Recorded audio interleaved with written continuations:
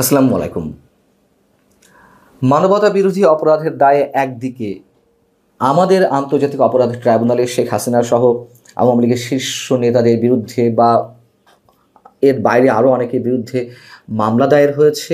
অনেকগুলোর মামলার কোনোটি কার্যক্রম এরই মধ্যে শুরু হয়েছে। বিপরীতে মানবতা বিরোধী অপরাধের দায়ে ডক্টর ইউনূস সরকারের বিরুদ্ধে আন্তর্জাতিক অপরাধ আদালত, আমাদের আন্তর্জাতিক অপরাধ ট্রাইব্যুনাল নয়, আইসিসি ইন্টারন্যাশনাল ক্রিমিনাল কোর্টে মামলার জন্য অভিযোগ দায়েরের প্রস্তুতি নিচ্ছে আন্তর্জাতিক আইন সংস্থা ডাউটি স্ট্রিট চেম্বার। সুনির্দিষ্ট 4টি অভিযোগের ক্ষেত্রে তারা অভিযোগ দায়েরের প্রস্তুতি নিচ্ছে এবং সেই অভিযোগগুলো সম্পর্কে জানানোর আগে আমি একটু ডাউটি স্ট্রিট চেম্বার সম্পর্কে খানিকটা বলতে চাই। অনেকেই এই প্রতিষ্ঠান সম্পর্কে জানেন, যারা জানেন না তাদের উদ্দেশ্যে বলছি যে ডাউটি স্ট্রিট চেম্বার হচ্ছে ব্রিটেন ভিত্তিক একটি আন্তর্জাতিক আইনি সংস্থা যারা ফৌজদারি বিচার, পাবলিক আইন, অভিবাসন, কর্মসংস্থান, মানবাধিকার এবং নাগরিক স্বাধীনতা নিয়ে কাজ করে। এবং এটিও উল্লেখ করতে হবে যে শুধুমাত্র মোটা অঙ্কের কোনো টাকা পেলেই বা অর্থ পেলেই তারা যেন নিশ্চয়ই কোনো মামলা নিয়ে কাজ করে না।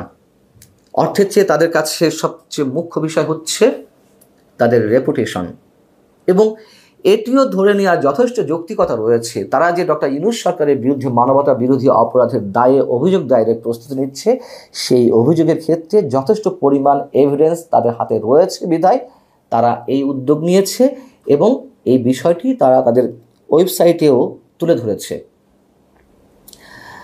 ডাউটি স্ট্রিট চেম্বারের সম্পর্কে বলতে গেলে আরও একটু বলতে হয়, একটু কম্পারিজন জায়গা থেকে বলতে হয় যে আরও যে 2-3টি আন্তর্জাতিক আইনি সংস্থা রয়েছে তার একটি হচ্ছে অ্যালেন অ্যান্ড ওভারি, আর একটি হচ্ছে ক্লিফোর্ড চান্স, সবই ব্রিটেন ভিত্তিক। এদের সাথে কম্পেয়ার করতে হবে ডাউটি স্ট্রিট চেম্বারকে।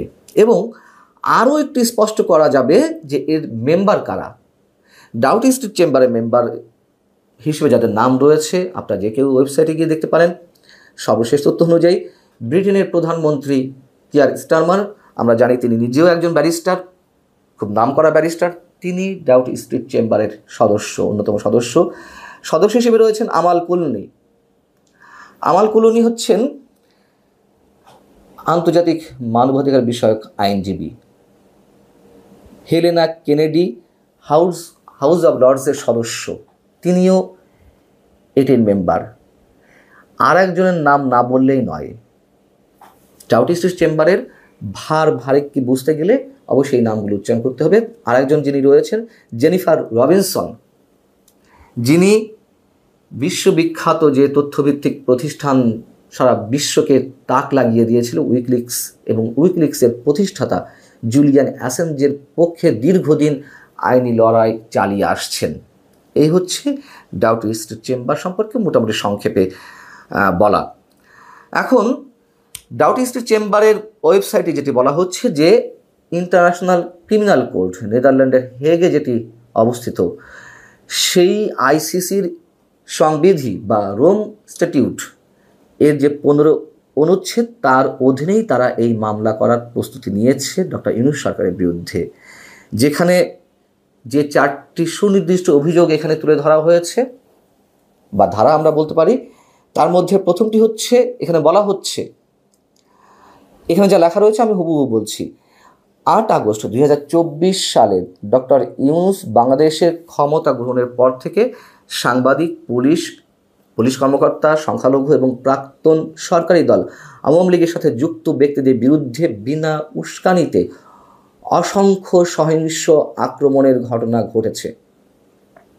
2 হচ্ছে হত্যার অভিযোগে, মিথ্যা ফৌজদারি অভিযোগে নির্বিচারে কারাগারে আটক রাখা হয়েছে অনেককে, বিশেষ করে সাংবাদিকদের। 3 নম্বরে বলা হচ্ছে যে মব ভায়োলেন্স, নিয়ন্ত্রণহীন মব সহিংসতা, সেটি উল্লেখ করা হয়েছে। 4 নম্বরে ধর্মীয় সহিংসতার প্ররোচনা। এই অভিযোগগুলোর জন্য দোষীদের বিচারের আওতায় আনার জন্য বাংলাদেশে কোনো পদক্ষেপ নেওয়া হয়নি। যারা মব ভায়োলেন্স করছে, যারা ধর্মীয় সহিংসতা ছড়াচ্ছে, সে সম্পর্কে এখানে মন্তব্য করা হয়েছে। এবং এখানে যে মন্তব্যটি করা হয়েছে যে এইসব হামলার ব্যাপক প্রকৃতি ইঙ্গিত দেয় যে এগুলি সর্বোচ্চ স্তরে অর্থাৎ প্রশাসনের সর্বোচ্চ স্তরে পরিকল্পিত ছিল এবং আইসিসি ইন্টারন্যাশনাল ক্রিমিনাল কোর্ট সংবিধির একটি বিশেষ অনুচ্ছেদের অধীনে হত্যা, নিপীড়ন, কারাবাস বা বাক স্বাধীনতা কিংবা যে কোনো স্বাধীনতার গুরুতর বঞ্চনার মতো মানবতা বিরোধী অপরাধের সমতুল্য। এগুলো হুবহু তাদের ওয়েবসাইটে যে তথ্যগুলো তুলে ধরা হয়েছে, যেই শব্দগুলো এখানে ব্যবহার করা হয়েছে, আমি জাস্ট তার ইংরেজির বাংলাটি করলাম। আমাদের একটু মনে রাখা দরকার যে 2024 নভেম্বরে ইন্টারন্যাশনাল ক্রিমিনাল কোর্ট আইসিসিতে ডক্টর ইউনূস সরকারের বিরুদ্ধে মানবতা বিরোধী অপরাধের দায়ে আরও একটি অভিযোগ দায়ের করা হয়েছে, কিন্তু সেটির তুলনায় ডাউটি স্ট্রিট চেম্বারের যে উদ্যোগ সেটি নিঃসন্দেহে অনেক গুরুত্ব বহন করে। তার কারণ ওই মামলাটি করেছিলেন সিলেট সিটি কর্পোরেশনের সাবেক মেয়র আনোয়ারুজ্জামান চৌধুরী। কিন্তু এই মামলার সাথে ডাউটি স্ট্রিট চেম্বার যেই মামলা করতে যাচ্ছে বা অভিযোগ দায়ের করতে যাচ্ছে, সেটির মধ্যে আকাশ আর পাতাল পার্থক্য। এটি ব্যক্তি পর্যায় থেকে করা হয়েছিল, আর এটি একটি আন্তর্জাতিক আইনি সংস্থার পক্ষ থেকে করা হচ্ছে। এবং ওই মামলায় যেটি বলা হয়েছিল যে কোটা বিরোধী আন্দোলনের নামে অবৈধভাবে ক্ষমতা দখল করা ইউনূস সরকার গত 5 থেকে 8 আগস্ট পর্যন্ত বাংলাদেশের বিভিন্ন স্থানে আওয়ামী লীগ ও তার বিভিন্ন অঙ্গ সংগঠনের নেতাকর্মী, বাংলাদেশে বসবাসরত হিন্দু, বৌদ্ধ, খ্রিস্টান এবং পুলিশ বাহিনীর উপর নির্মম গণহত্যা ও মানবতা বিরোধী অপরাধের মতো আন্তর্জাতিক অপরাধ সংগঠিত করে। এ সময় হাজার হাজার মানুষকে হত্যা, ধর্ষণ, দেশ ত্যাগে বাধ্য করে এবং লাখ লাখ ঘরবাড়ি, সম্পদ ইত্যাদি বিনষ্ট করা হয়। অভিযোগে এগুলো উল্লেখ করা হয়েছিল, কিন্তু আগেই বলেছি ওটা ছিল ইন্ডিভিজুয়ালি ব্যক্তি পর্যায় থেকে অভিযোগ দায়ের করা। এবং আন্তর্জাতিক অপরাধ আদালত যেগুলো আমলে নাই, আমাদের মনে রাখা দরকার, উল্লেখ করা দরকার, যথেষ্ট তথ্য প্রমাণ উপাত্ত না থাকলে তারা সেটি মামলা করার নির্দেশ দেয় না। ডাউটি স্ট্রিট চেম্বার যে উদ্যোগটি নিয়েছে, আমি আগেই বলেছি, তারা খুব ভালো করেই জানে যে কী পরিমাণ তথ্য উপাত্ত তাদের হাতে থাকা দরকার, এবং নিশ্চয়ই সেই তথ্য প্রমাণ তাদের হাতে রয়েছে বিধায় তারা সেভাবে এগোচ্ছে। এবং একটি বিষয়কে কেস স্টাডি ধরে তারা তাদের ওয়েবসাইটে উল্লেখ করেছে।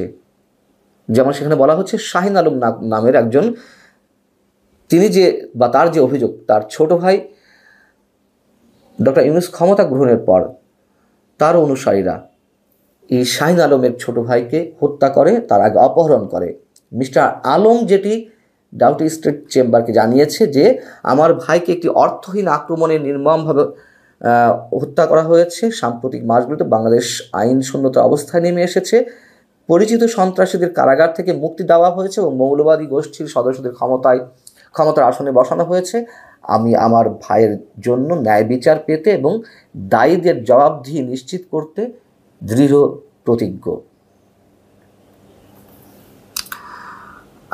আমার ব্যক্তিগত কোনো মতামত নেই। ডাউটি স্ট্রিট চেম্বার যা বলেছে সংক্ষেপে আমি সেগুলো তুলে ধরলাম। আমাদের অবস্থান কোথায় গিয়ে দাঁড়াচ্ছে শুধু আমরা সেটাই বলতে পারি। আল্লাহ হাফেজ, ভালো থাকুন সবাই।